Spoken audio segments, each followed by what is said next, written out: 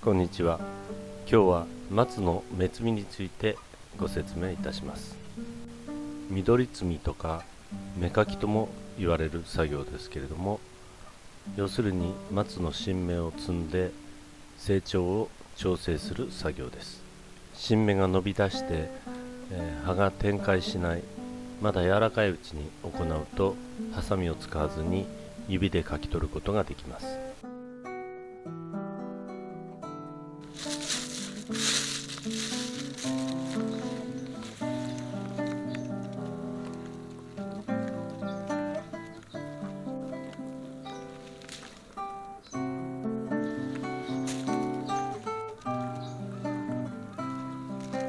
真ん中の強い新芽を根元からかき取ります。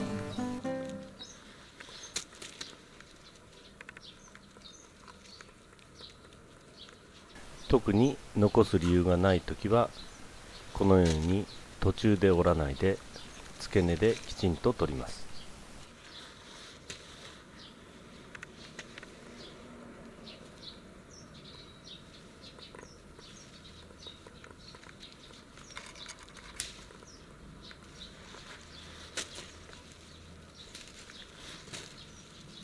脇芽がなくて1本しか新芽が出ていない場合でも、基本的には付け根から切り取ります。小さくて短い新芽はそのまま残します。花粉を飛ばしているのは雄花ですけれども、見苦しいのでついでに取ってしまいます。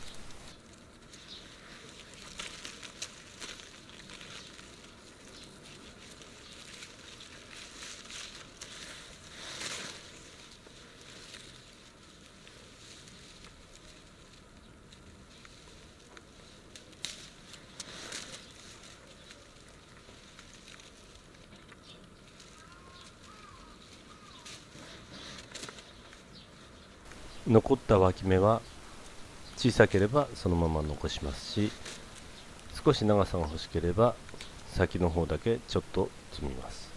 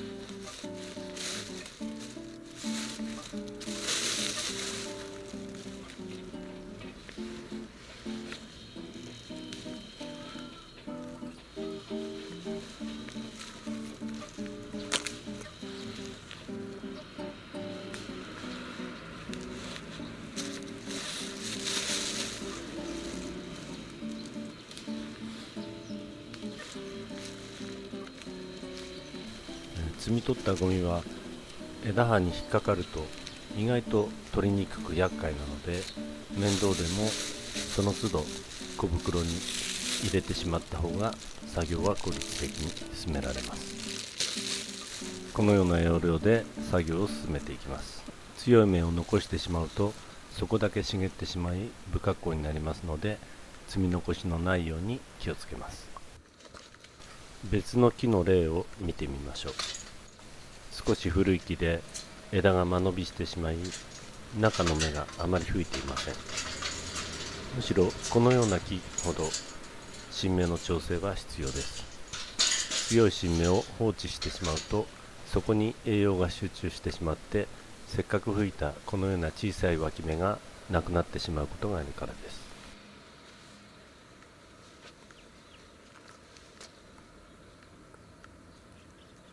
先ほどと同じ要領で強い新芽をかき取ります。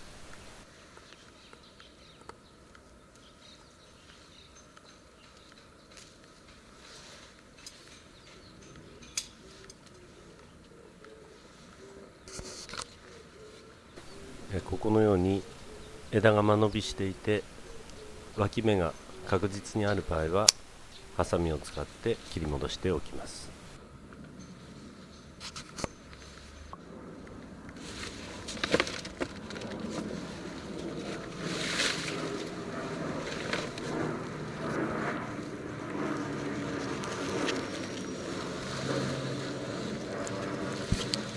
中芽の少ないこのような木は特に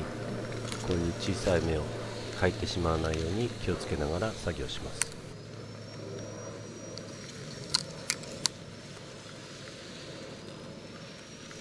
強い新芽を途中で折ってしまうとこのように折られたところからまた小さな芽が集中してしまいますので必ず付け根で切り取ります。この新芽の先についている赤いものは雌花で松ぼっくりの元になるものです。緑摘みの作業がちゃんとできていれば松ぼっくりができるということはあまりありません。松ぼっくりになる雌花が摘み取られてしまうはずだからです。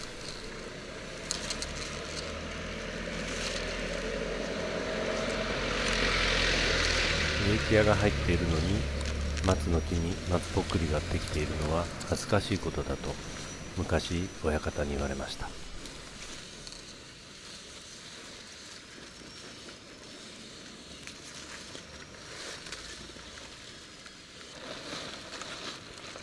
脇面に切り戻して高さを下げたい場合はハサミを使います。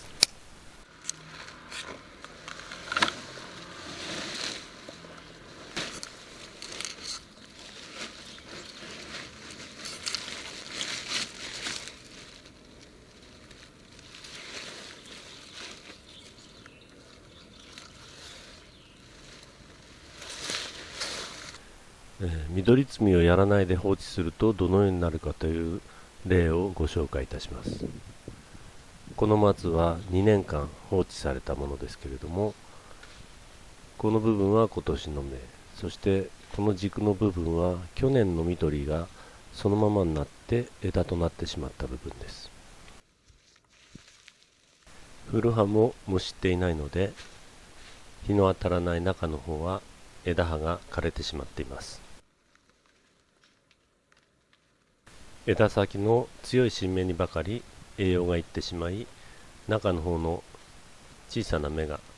枯れてなくなってしまいます。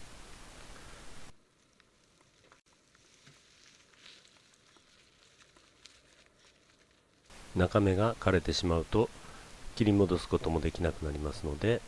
かっこよく戻すことが難しくなります。こうならないように最低でも年に1回は手を入れてあげてほしいものです。